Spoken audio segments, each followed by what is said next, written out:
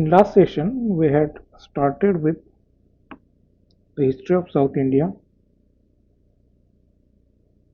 in the early medieval time.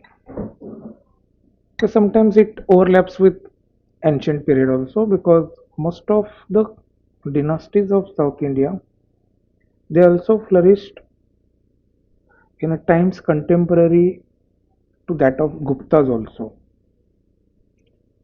Okay, so in the last session we had seen the first of such a dynasty, that is Ikshvakus. We had seen, and this Ikshvaku dynasty, it occupied area of Andhra Pradesh today's. In fact, they were called as Andhra Ikshvakus. That detail we have seen. Today we will be studying a dynasty which is neighboring to this Ikshvakus, and it is occupying the area of Maharashtra, some part of Gujarat, specifically area around Nashik, modern day Nashik. So first such a dynasty is Abhira. Then we will see yet another dynasty of the same area, that is Vakatakas. So these two dynasties,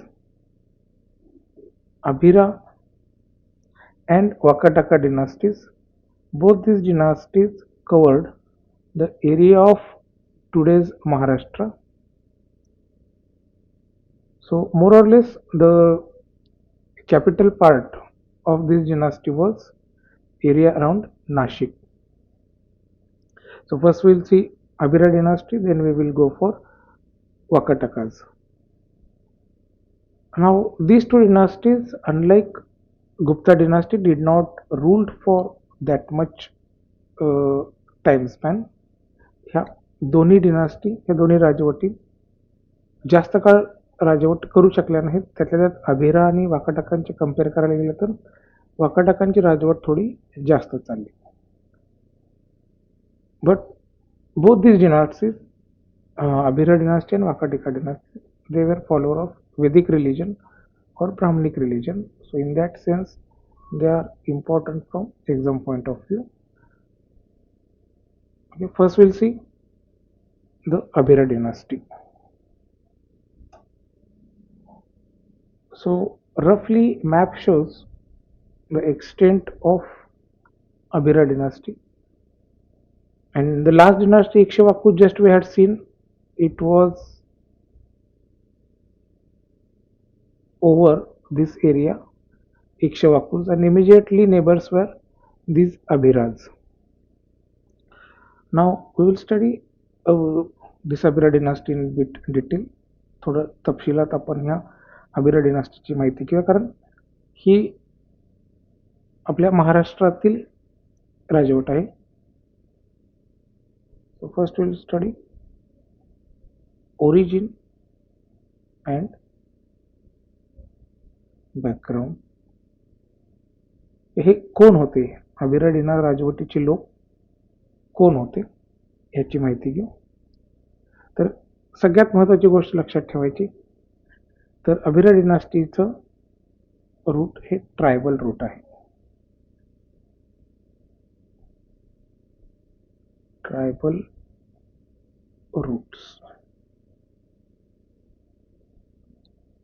They were pastoral community.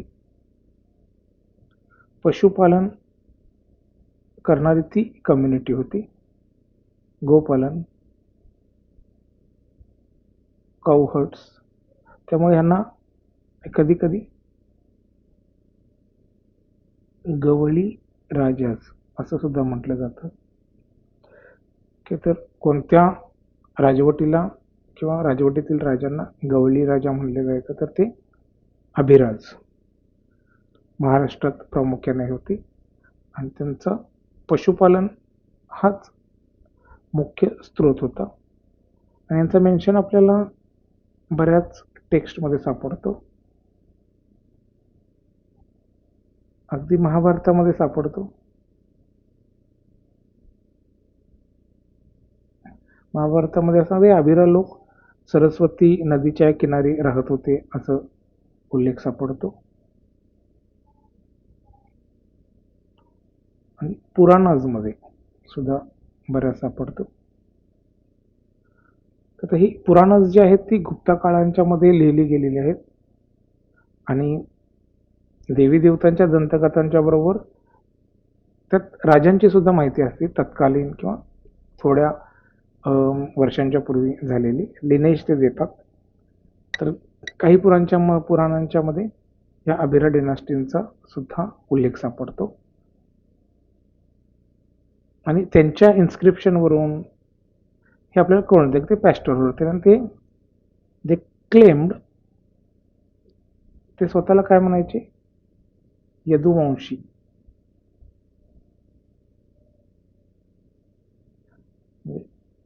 यदुवंशींचं नंतर यादवच झालं. यदुवंश हा कृष्णाचा वंश होता. Krishna lineage याचे हे सगळे related आहेत. पशुपालन, गवळी, यदुवंश, कृष्णा हे सगळे रिलेटेड आहेत. त्यामुळे त्यांनी स्वतःला क्लेम जे काही राजे करतात ते यदुवंशी करतात. नंतर ते ब्राह्मणिकल ऑर्डरमध्ये नंतर इंटिग्रेट झाले. स्वतःला सुरुवातीला ते हे करतो म्हणून राजे झाल्यानंतर लेजिटिमेटीसाठी त्यांना ब्राह्मण जी ऑर्डर होती त्याच्यामध्ये ते हे झाले, सिस्टीममध्ये सामील झाले. पण जरी हे असतील तरी सुरुवातीपासून ते राजे नव्हते. इनिशियली दे सर्व्ड ॲज, सुरुवातीला they served as generals of western क्षत्रपस और शकास. आणि जे शकांच्या ह्याच्यामध्ये सैनिक म्हणून होते. म्हणजे ही कम्युनिटी युनिक आहे बघा. म्हणजे ते पॅस्टोरल कम्युनिटी सुद्धा आहे आणि फायटिंग कम्युनिटी सुद्धा आहे आणि ट्रायबल कॅरेक्टरची आहे. ओके, म्हणजे आजच्या काळामध्ये जर आपण महाराष्ट्रामध्ये बघितलं तर धनगर कम्युनिटी जी आहे ती जरी त्यांना ट्रायबल स्टॅटस नसेल तर त्यांची जीवन पद्धती ट्रायबलचे थोडेफार मेळ खाते. ते पॅस्टोरल आहेत आणि दूध दुभत्यावर त्यांचं उत्पन्नाचा स्रोत अवलंबून असतो. आणि आणखीन एक ॲडिशनल म्हणजे ते फायटर सुद्धा होते. तेव्हा असं जर विचारलं अशी कोणती राजवट आहे की ज्याचे राजे हे फायटर सुद्धा होते आणि ट्रायबल रूट्स असलेले होते, तर ती सुरुवातीची ही सगळ्यात पहिली आहे अभिरा कम्युनिटी तशी असलेली. अँड ते राजे कधी, त्यांची राजवट कधी स्थापन झाली की सातवाहनांचा डिक्लाइन झाल्यानंतर. आपण इक्ष्वाकूंचं सुद्धा बघितलं की ते सातवाहनांचा डिक्लाइन झाल्यानंतर एक पॉवर व्हॅक्यूम तयार झाला ह्या रिजनमध्ये.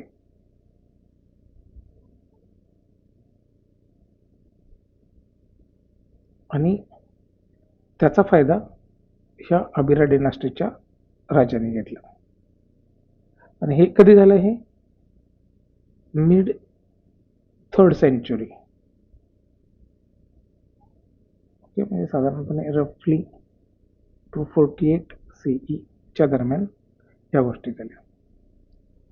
किंवा त्यांचा इन्फ्लुएन्स कोणत्या रिजनमध्ये होता ते बघू. आता आपल्या मॅपमध्ये तर दिसतंच हे, पण टेरिटोरी आणि त्यांची कॅपिटल याचा काय उल्लेख सापडतो का बघूया. Territory and capital. तर ते मोस्टली म्हणजे हे त्यांची राजवट स्थापन झाल्यानंतर ते मोस्टली रूल्ड वेस्टर्न डेक्कन. पश्चिमेकडचा जो डेक्कनचा भाग आहे तो त्यांनी रूल करायला चालू केला. आपण त्याला नाशिक आणि त्याच्या भोवतीचा एरिया म्हणू शकतो, नाशिक रिजन. थोडंफार कोकण, गुजरात, थोडाफार गुजरातचा भाग सुद्धा ते रूल करत होते. आणि त्यांनी सातवाहनांच्या नंतर हा एरिया ऑक्युपाय केला आणि पुराणच त्यांना आंध्र भ्रत्या सुद्धा म्हणतात. आंध्र भ्रत्या. आपण सातवाहन राजवटीचा अभ्यास करताना हे बघितलेलं आहे की पुराणांच्या मध्ये सातवाहन राजवटीला आंध्राज म्हणतात.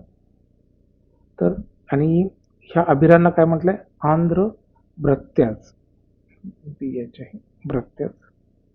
तर ह्या भ्रत्याचा अर्थ काय? सर्वंट म्हणजे नोकर किंवा सेवेस असणारे.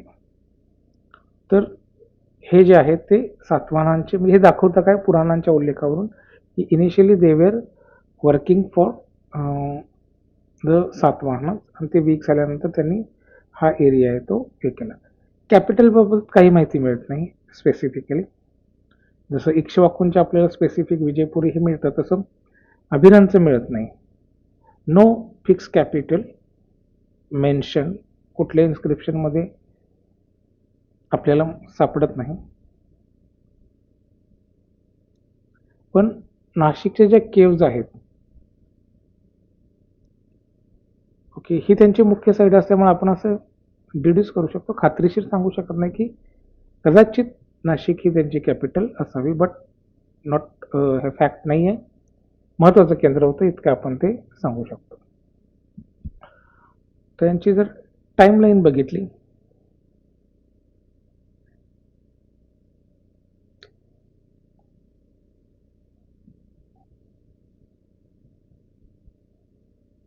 किती वर्ष त्यांनी राज केला तर अप्रॉक्सिमेटली बघितलं आपण तर ते जरी हे 248 त्यांनी एस्टॅब्लिश केलं त्यांचं वर्चस्व यायला सुरू झालं होतं 203 to 370 सी. हे साधारणपणे 150 वर्षभर यांचा हे पण ॲक्च्युअल जर बघितलं म्हणजे पूर्ण सॉव्हेरिन फेज जी आहे ती फार काळ नाही. 248 ते 280 या 30 वर्षामध्ये हे पूर्ण राज्य म्हणून ते हे होतं. हे पाठ करण्याची गरज नाही, फक्त एवढं लक्षात ठेवा की ते शॉर्ट पिरियडचं ही राजवट होती. आणि ह्यांच्या ज्या राजांची यादी आहे ती आपल्याला पुराणांमध्ये सापडते की 10 हे अभिरा किंग्स यांची यादी वायुपुराणामध्ये सापडते. या सगळ्या पुराणांच्यामध्ये राजांची माहिती गुप्ता किंगडम असेल किंवा इतर गुप्ता एम्पायर असेल बाकीच्या राजाची माहिती राजांची माहिती ही वायुपुराण आणि मत्स्यपुराणमध्ये जास्त प्रमाणात आपल्याला सापडते. म्हणजे पुराण भरपूर आहेत गुप्ता काळांच्या मध्ये लिहिली गेले. म्हणजे विष्णू पुराण आहे, गरुड पुराण आहे, म्हणजे तसंच शंकराच्या याचे सुद्धा पुराण आहेत. Let us see some of the important kings of this dynasty. हे सगळ्या 10 राजांची नावं लक्षात ठेवण्याची आवश्यकता नाही तितकी जे महत्वाचे आहेत त्यांची आपण माहिती आहे.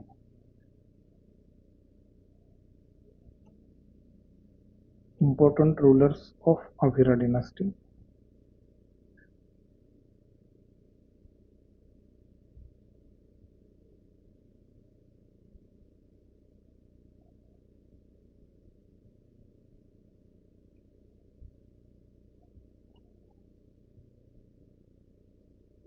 सगळ्यात महत्वाचा पहिला इम्पॉर्टंट रूलर आहे ईश्वर सेन.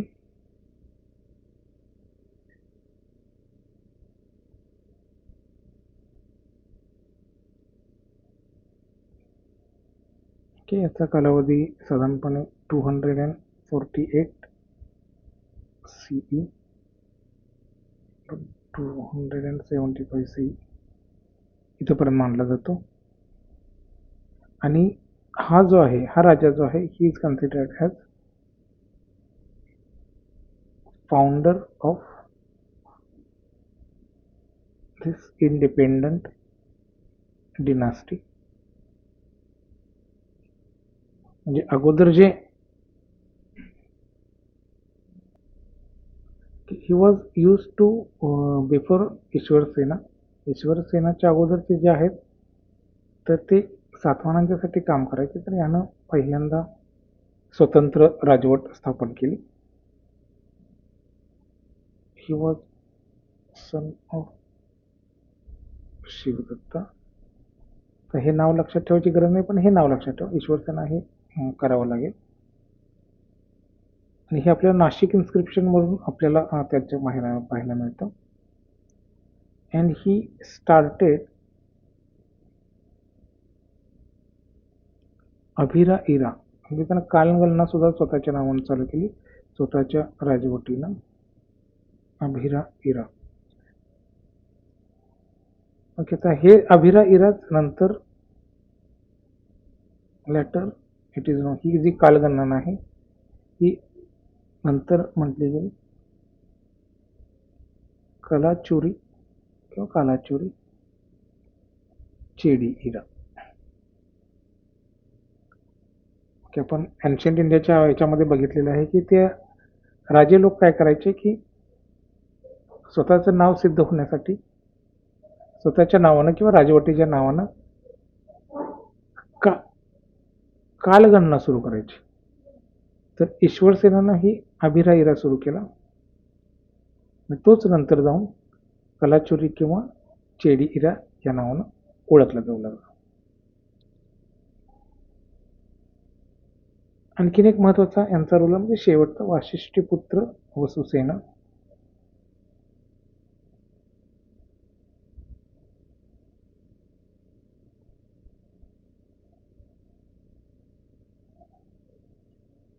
वसुसेन हे नाव लक्षात ठेवा. हा लास्ट नव्हता, पण लास्ट मेजर रूलर, शेवटचा प्रमुख हा राजा होता. अँड ह्याचा मेन्शन आपण सापडतो आपल्याला. Is mention is found he mentioned in Nagarjunakonda inscription मध्ये याचा उल्लेख सापडतो. आणि हा साधारणपणे याचा कार्यकाळ 278 CE ला साधारणपणे संपतो. हे सोडून इतर मायनर राजे सुद्धा झाले, पण त्यांची नावं लक्षात ठेवायची काही एवढी गरज नाही. आता या अभिरा डिनास्टी बद्दल आपल्याला माहिती कुठून मिळते सोर्सेस? तर नाशिकचे जे गुहा आहेत, केव्ज आहेत, नाशिक केव्ज, इथून आपल्याला ईश्वरसेन जो त्याचा फाउंडर आहे त्याची माहिती मिळते. परत नागार्जुन कोंडामधून मिळते. तसं वसुसेनचे जे आहे तिथे इन्स्क्रिप्शन आहेत, ह्याच्यातून माहिती मिळते. पुराणांच्या मधून माहिती मिळते. यांचे स्वतःचे कॉइन्स सुद्धा होते, काही सापडलेले आहेत. Silver coins similar to Satavahana राजवटीसाठी सिमिलर आहेत. आणि आणखीन एक महत्वाचा सगळ्यात सोर्समध्ये यांचा उल्लेख अलाहाबाद पिलर जो आहे अशोकाचा, प्रयाग प्रशस्ती, याच्यावर समुद्रगुप्ताने यांचा उल्लेख केलेला आहे.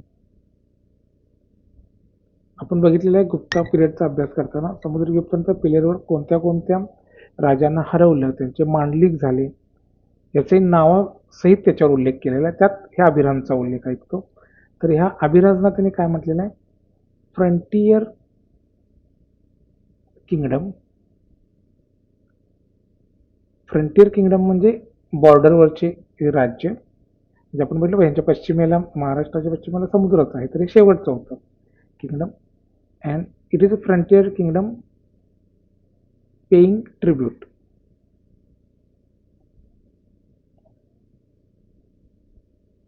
म्हणजे ट्रिब्यूट देणारं हे किंगडम होतं, अशा पद्धतीनं त्याने सांगितलेलं आहे. Frontier kingdom paying tribute. तर ही एक फॅक्ट इम्पॉर्टंट आहे की अभिरांचा उल्लेख इथं आपल्याला सापडतो. आणि कुठल्या समुद्रगुप्तानं कोणत्या राजवटीला फ्रंटियर किंगडम म्हटलेलं, तर त्यात one of the kingdom is अभिरात. लक्षात काय ठेवायचं अभिरा डिनास्टी, तर हे अभिरा डिनास्टी हे पॅस्टोरिलिस्ट होते आणि एखादा ट्रायबल फायटिंग कम्युनिटीची राजवट झालेली हे सुरुवातीचं पहिलं उदाहरण आहे. याला ट्रायबल कॅरेक्टर होतं आणि कृष्णाची लिनिएज सांगत होते. ह्याच्या अगोदरची जी राजवट आपण बघितली जे की इक्ष्वाकूस, ते कुणाची लिनिएज सांगत होते? रामाची, सूर्यवंशी इक्ष्वाकू डिनास्टी किंवा जैन तीर्थंकरांशी संबंधित असलेली ती डिनास्टी होती. तर अभिरा ही पॅस्टोरिलिस्ट पशुपालन करणारी आणि कृष्णाची लिनिएज सांगणारी डिनास्टी होती. एवढे फक्त गोष्टी लक्षात ठेवा. हा बाकीचा भाग राजांची नावं लक्षात नाही ठेवली तर दोनच राजांची नाव आहेत, ईश्वरसेन आणि वसुसेन, आणि त्यांचा एरिया अराउंड नाशिक, एवढं फक्त लक्षात ठेवा. Now will see next important kingdom in the same area, म्हणजे थोडंफार ओव्हरलॅपिंग एरियामध्येच आपल्याला बघायला मिळतं आणि ह्या कालावधी दरम्यानच हा एरिया आणि अभिरामचा एरिया थोडा ओव्हरलॅप होता. यांच्यात थोडंसं उत्तरेला आपल्याला वाकाटाका डिनास्टी पाहायला मिळते. तरी सुद्धा साऊथ इंडियामधली महत्त्वाची, साऊथ म्हणजे त्यावेळी कसं होतं, विंध्याच्या खाली साधारणपणे साऊथला पकडलं जायचं.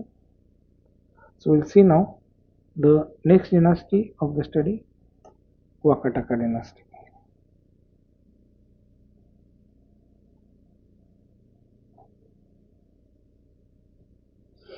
ओके, आता जर बघितलं तर आपण बराचसा जो पार्ट आहे तो ओव्हरलॅप होतो अभिरांचा, पण अभिरांचा आपण बघितलं, Abhira dynasty was active in the so called sovereign term only for 30 to 40 years.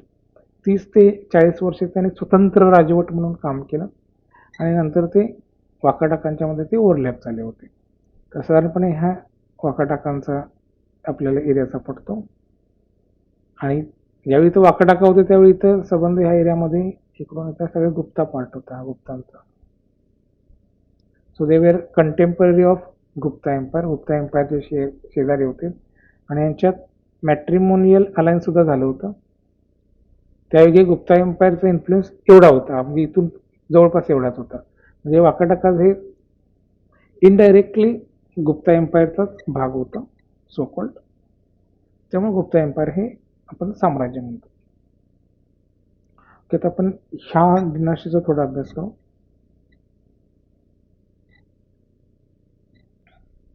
Let us see origin and background of Vakataka dynasty.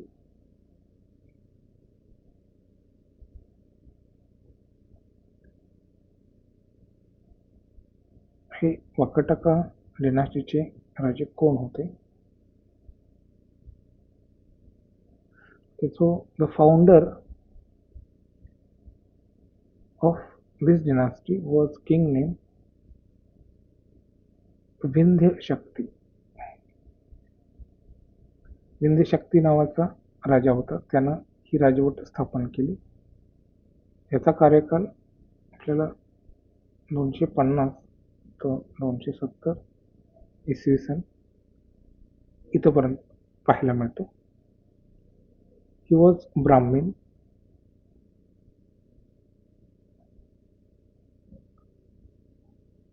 आणि याचा स्पष्ट विंध्यशक्तीचा उल्लेख आहे अजंठामध्ये. अजंठा केव्ह नंबर 16 याच्यामध्ये जे इन्स्क्रिप्शन आहे त्याच्यामध्ये हा विंध्यशक्तीचा उल्लेख द्विज असा आहे. की आता द्विज हा शब्द लक्षात ठेवायचा. द्वि म्हणजे 2 वेळा, जे म्हणजे जन्म झालेला. त्यामुळं द्विज जनरली इट सिग्निफाईज ब्राह्मण कम्युनिटी. बट जर तुम्ही तसंच सो कॉल्ड बघितलं तर हे 4 वर्णांच्या पैकी वरचे जे 3 वर्ण समजले जातात, ब्राह्मण, क्षत्रिय, वैश्य, ह्यांना द्विज मानलं जातं. यांचा जन्म दोन वेळा होतो असं मानलं जातं. फर्स्ट इज फिजिकल बर्थ, ज्यावेळी मातेच्या उदरातून त्यांचा जन्म होत होतो. And second is spiritual birth, ज्यावेळी त्यांच्यावर उपनयन संस्कार होतात, सॅक्रेड थ्रेड जो बांधतात, तर त्यावेळी एक दुसरा जन्म होतो असं मानलं जातं, स्पिरिच्युअल बर्थ. त्यामुळं ह्या 3 वर्गांचा द्विज, पण मोस्टली द्विज हा शब्द ब्राह्मण ओरिजिन दर्शवण्यासाठीच करतात. टेक्निकली हे 3 येतात तरी जास्त ब्राह्मण. त्यामुळं ह्या अजंठामध्ये जी 16 नंबरची केव आहे त्याच्यामध्ये ह्या विद्याशक्तीचा द्विज असा उल्लेख आहे. आणि great warrior who led the foundation असा उल्लेख आपल्या अजंठा केवमध्ये. अजंठा केवचं मॅक्झिमम पॅट्रोनेज किंवा हे झालं ते ह्या वाकाटकांच्या काळामध्ये झालं. तर त्यातले ग्रेट वॉरियर या विद्याशक्तीला मानलं जातं, great warrior and founder. And like इक्ष्वाकूच, लाईक अभिराज, ही सुद्धा हा सुद्धा जो rose to power due to power vacuum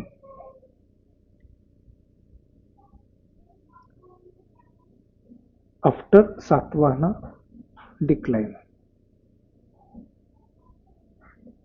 Satavahana राजांच्या डिक्लाइनमुळं जो काही पॉवर व्हॅक्यूम तयार झाला त्याच्यामुळं ही वाकाटका राजे जे आहेत या रिजनमध्ये हे उदयास आले. सुरुवातीला हे यांचे फेडिटरीज होते, हे सगळेच इक्ष्वाकूज, अभिराज, हे वाकाटकाज, हे सगळे सातवाहनांचे फेडिटरीज होते, त्यांचे सामंत होते. आणि त्यानंतर त्यांच्या डिक्लाइननंतर प्रत्येकानं स्वतंत्र स्वतःची राजवट ही केली.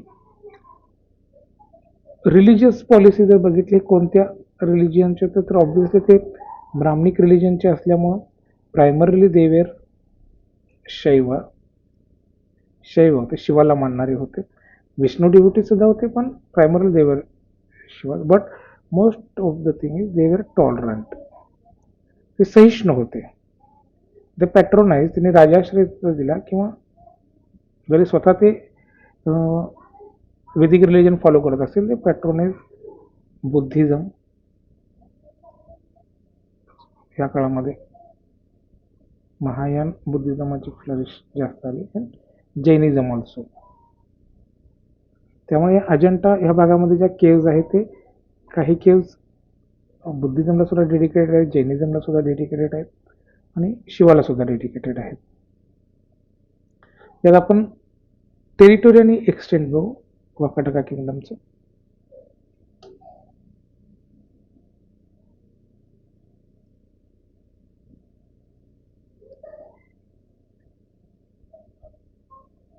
Territory and extent. At peak म्हणजे त्याच्या अतिशय उत्कर्षाच्या काळामध्ये ॲट पीक कोणत्या राजाच्या याच्यामध्ये, अंडर प्रवरसेना नावाचा एक राजा होता, प्रवरसेन पहिला अँड हरिसेन. तर हा एरिया अगदी त्यांनी म्हणजे बराच मोठा एरिया त्यांच्या ताब्यात होता. माळवा, गुजरात नॉर्थला ते तुंगभद्रा नदीपर्यंत बराचसा भाग नॉर्थ टू साऊथ त्याने व्यापला होता. त्याचबरोबर वेस्टला अरेबियन सी पासून म्हणजे महाराष्ट्रापासून, पूर्वेला छत्तीसगड आता देत आहे तिथंपर्यंत, किंवा बस्तरचा जो रिजन आहे तिथंपर्यंत हा भाग त्यांनी व्यापला होता. तरीही जरी हे असेल, त्यांचा प्रभाव जरी असेल, तरी यांचा कोर एरिया जो आहे, प्रभावाचा एरिया, जसं यांचा अभिरांचा नाशिक हा एरिया होता, तसं वाकाटकाचा विदर्भ होता. Okay, so Vakataka kingdom, the core area was Vidarbha. थोडाफार मध्य प्रदेशचा पार्ट, विदर्भामध्ये होता आणि तेलंगणा इन्फ्लुएन्स होताच. आता पुढे जाऊन याचे दोन ब्रँचेस तयार झाल्या वाकाटक्का डिनास्टीच्या. ब्रँचेस, शाखा तयार झाल्या. आफ्टर प्रवरसेना वन हा प्रॉमिनंट राजा होता. प्रवरसेना द फर्स्ट, ह्याला 4 मुलं होती. पण ह्याच्यानंतर जे राज्य आहे वाकाटकांचं, दे स्प्लिट इंटू 2 ब्रँचेस. 2 ब्रँचेसमध्ये विभागलं गेलं.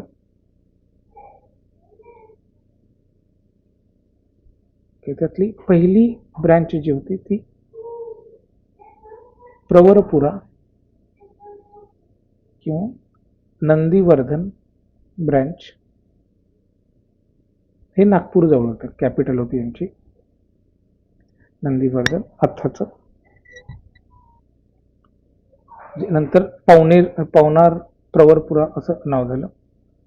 आणि दुसरी जी ब्रँच आहे ती वत्स गुल्मा ब्रँच, ही थोडीफार पूर्वेकडची होती, पश्चिमेकडची होती. वत्स गुल्मा म्हणजे आत्ताचा वाशिम हे ठिकाण. तर याच्यामध्ये विभागणी झाली. आणि ह्या दोन्ही चित्र जर तुम्ही बघितलं तर ही नंदीग्रामच्या इथे जे वाकाटका जे होते, they were matrimonially allied to Guptas. Gupta किंगडमशी ते मॅट्रिमोनियली अलाइन झाले. आणि ओव्हरऑल जर बघितलं तर आपण म्हणजे अजंठा ज्या केव्ज आहेत त्याचे मेन पॅटर्न हे आहेत वाकाटका किंग्स. यांच्या काळात ते फ्लरिश झाले. पिकड अंडर हरिसेना नावाचा राजा होता. तर त्यातले महत्वाचे राजे आणि त्यांची माहिती आपण बघू. नाव पाठ करायची गरज नाही, तर थोडीफार फक्त सुपरफिशियल माहिती असावी.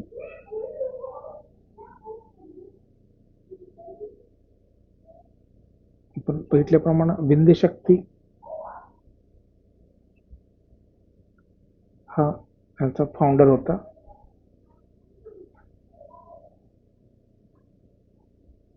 याचा कालावधी 250 to 270 होता. याच्यानंतर प्रवरसेना द फर्स्ट,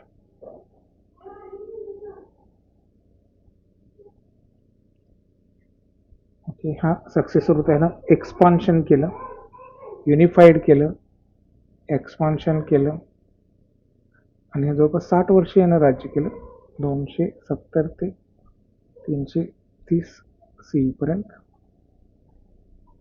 आणि हे पीकला होतं प्रवरसेना, कारण परत एम्पायर सारखंच म्हणजे रिपीटेडली मी ही गोष्ट सांगतोय, सलग 2 राजे पराक्रमी मिळाले.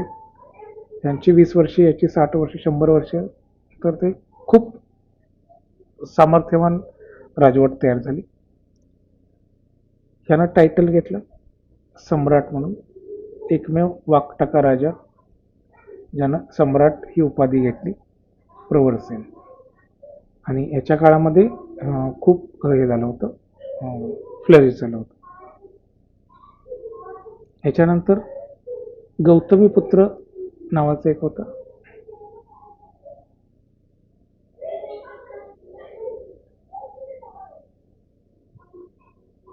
ओके, हा आता ब्रँच होता. त्याच्यानंतर आपण बघतो की प्रवरसेनानंतर 2 ब्रँचेस झाले, प्रवरापुरा आणि Nandivardhan.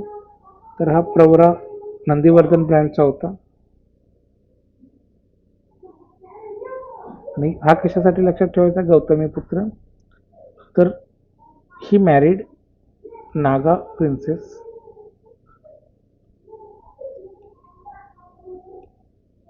भावनाग. Okay, Naga tribal people जे होते त्यांच्या प्रिन्सेसचे मॅट्रिमोनियल अलायन्स ह्यांनी केलं. तर हे का लक्षात ठेवायचं, तर वाकाटकांच्या बरोबर महत्वाची गोष्ट लक्षात, त्यांचे मॅट्रिमोनियल अलायन्सेस झाले.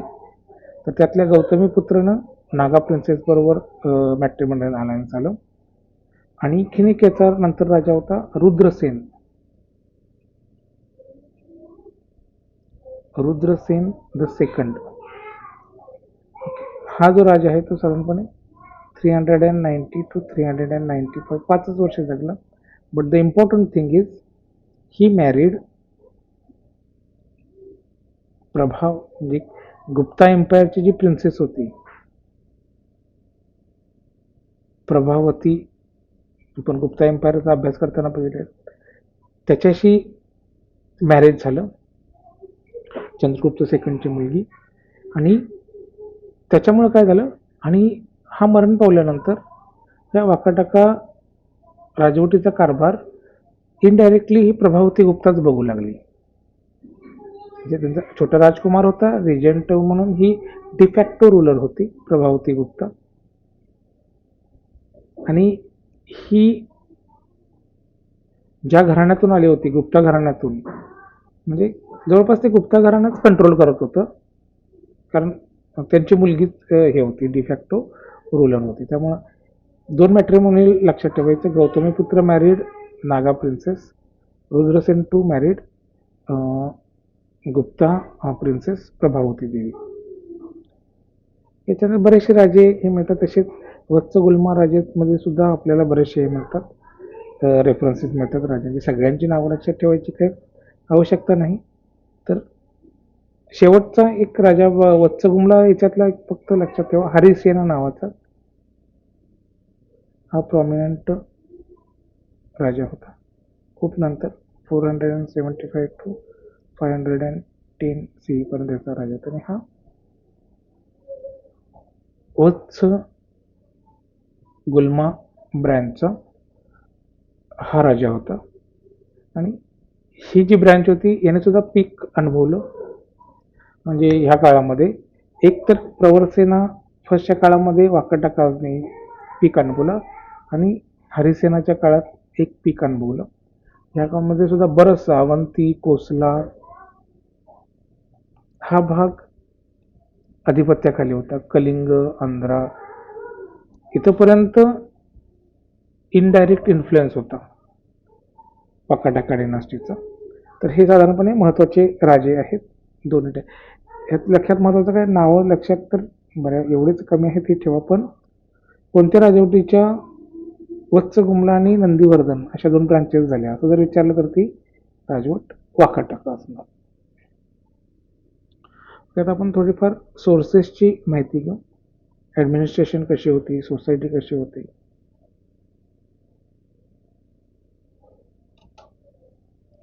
ह्यांच्याबद्दल आपल्याला माहिती कुठे मिळते वाकाटका डायनास्टीबद्दल.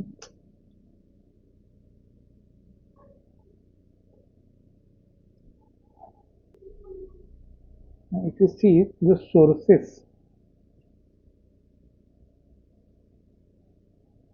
वाकाटका डिनास्टीचे आपल्याला माहिती कुठल्या कुठल्या सोर्सेसमधून मिळते. First and foremost source which is available in plenty, inscriptions. म्हणजे जवळपास 30च्या आसपास यांच्या कॉपर प्लेट ग्रँट्स आहेत. म्हणजे जे दानपत्र आहेत ते कॉपर प्लेटवर आहेत, त्यामुळे ती आपल्याला आहे तशी सापडलेली आहेत. आणि ही मॅक्झिमम आपल्याला जवळपास 16 ते 17 आपल्याला प्रवरसेन पहिला ह्याच्या काळात सापडतात. त्यामुळं वाकाटका म्हटल्यानंतर तुमच्या डोक्यात हे प्रवरसेन पहिला हे आलं पाहिजे. हा याचा सगळ्यात मोठा राजा होता. आणि अजंठा केव्ज,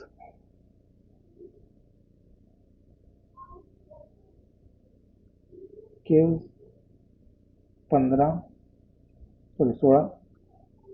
17 ह्या केव्जमध्ये आपल्याला हरिसेनचा उल्लेख सापडतो. हे इन्स्क्रिप्शन नंतर काही लिटररी सोर्स सापडतात, लिटररी सोर्सेस टेक्स्ट सापडतात, पुराणाज सापडतात. तर पुराणामध्ये ह्यांना विंध्यकाज म्हटलेलं आहे. विंध्यकाज म्हणजे विंध्य पर्वताच्या ह्याच्यात तो म्हटलेला आहे. आणि युनिक गोष्ट म्हणजे नो कॉइन्स. वाकाटका राजांचे आपल्याला कॉइन्स सापडत नाहीत. बहुधा ते गुप्ता एम्पायरची करन्सी मे बी वापरत असतील. आणि आपल्याला म्हणजे यांची क्रोनॉलॉजी किंवा हे कशा मॅक्झिमम ह्या शिलालेख आणि ह्या केव्ज मधल्या इन्स्क्रिप्शनवरूनच आपण ती रिकन्स्ट्रक्ट करू शकतो. तर असं जर स्टेटमेंट आलं की the major information about Vakataka dynasty is found through their coins, तर नाही आहे. आपण बघितलं की अभिराजांचे कॉइन्स सापडतात सिल्वरचे, पण वाकाटकांचे कॉइन स्पेसिफिकली सापडत नाही. आणखीन एक गोष्ट लक्षात ठेवण्यासारखी म्हणजे गुप्ता वाकाटका रिलेशन हा एक हायलाईटचा पॉइंट आहे. गुप्ता वाकाटका रिलेशन, कारण गुप्ता एम्पायरच्या हे शेजारचं राज्य होतं, मोठं होतं, सामर्थ्यशाली होतं. त्यामुळे हे जर ह्यांचे प्रतिस्पर्धी असते तर गुप्ता एम्पायरला स्टॅबिलिटी तेवढी मिळाली नसती. बऱ्याचशा त्यांचे एनर्जी आणि रिसोर्सेस हे वाकाटकांना कंटेन करण्यासाठीच गेले असते. बट गुप्ता एम्पायर आणि यांच्याबरोबर मॅट्रिमोनियल अलायन्स करून जवळपास यांचा रेजिस्टन्स नील करून टाकला.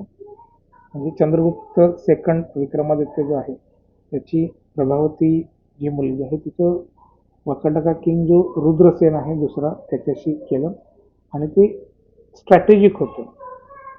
म्हणजे चंद्रगुप्तानं ती मॅट्रिमोनियल अलायन्स करून आणि त्याने ह्या वाकाटकाचा याचा फायदा करून गुप्ता एम्पायरने शकाजना डिफीट केलं इन गुजरात अँड माळवा.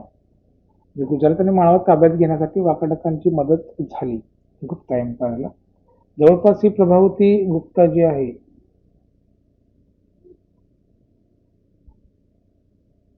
20 वर्ष ती डायरेक्ट डिफॅक्टो कारभार चालवत होती आणि ती गुप्तांच्या इन्फ्लुएन्स खाली चालवत होती. त्यामुळे कल्चरल एक्सचेंज बराचसा झाला गुप्ता एम्पायर आणि वाकाटकांमध्ये. थोडक्यात काय लक्षात ठेवायचं, यांच्यात अतिशय सौहार्दाचे संबंध होते या मॅट्रिमोनियल अलायन्समुळे. तर थोडंफार आपण जर आता ऍडमिनिस्ट्रेशन आणि सोसायटी बघू. बऱ्याच गुप्ता इन्फ्लुएन्स असल्यामुळे गुप्तांची यांनी फॉलो केली. Administration and society. ओके, तर ऍडमिनिस्ट्रेशन मध्ये प्रोव्हिन्सेस जे राष्ट्र आहेत त्या पद्धतीनं, डिस्ट्रिक्ट्स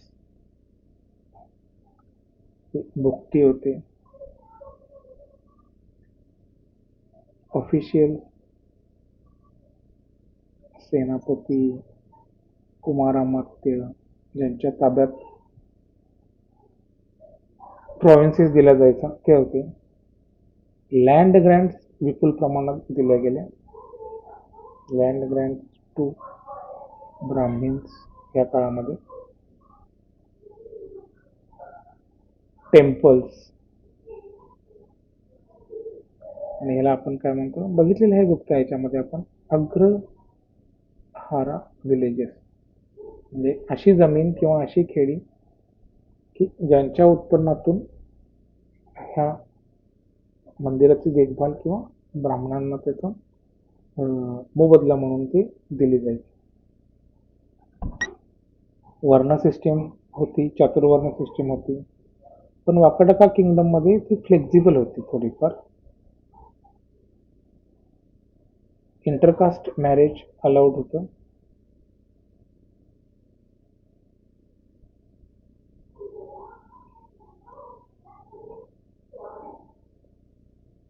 लिटरेचर मध्ये जर बघितलं आपण तर मॅक्झिमम लिटरेचर आपल्याला प्राकृत लँग्वेज मध्ये सापडतं ह्या काळामध्ये, ह्या ह्याच्यामध्ये.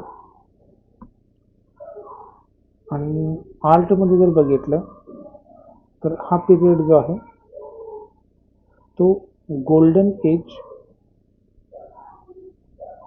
of Deccan rock cut caves.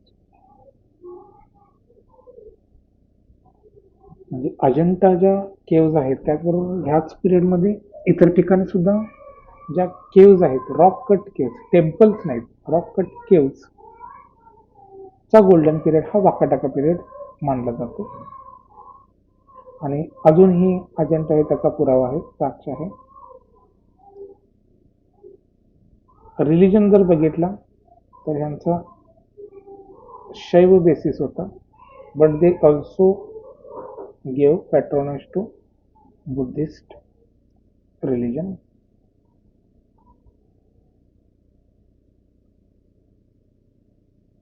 आणि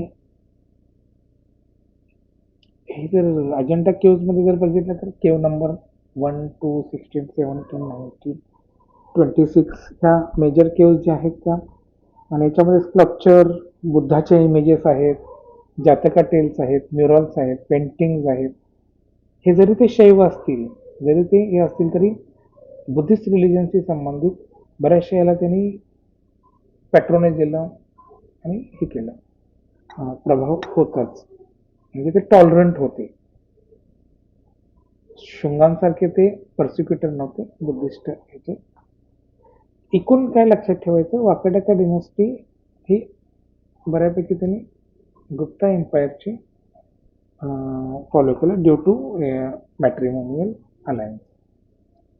तर महाराष्ट्रामधले ह्या दोन इम्पॉर्टंट राजे होती, अभिरज आणि वाकाटकाज. अभिराज थोड्या कालावधीसाठी होते. त्यांच्या बाबतीत महत्वाचं लक्षात ठेवायचं, अभिराज म्हणल्यावर पॅस्टोरलिस्ट, पशुपालन करणारे, गवळी राजा. वाकाटाकाज म्हणजे ब्राह्मण, तरी सुद्धा टॉलरंट. आणि अजंठाच्या ज्या लेणी आहेत ते प्रामुख्याने ह्या राज्यावतीनं तयार केले. Next section will see remaining south Indian kingdom, Kadambas, Pallavas,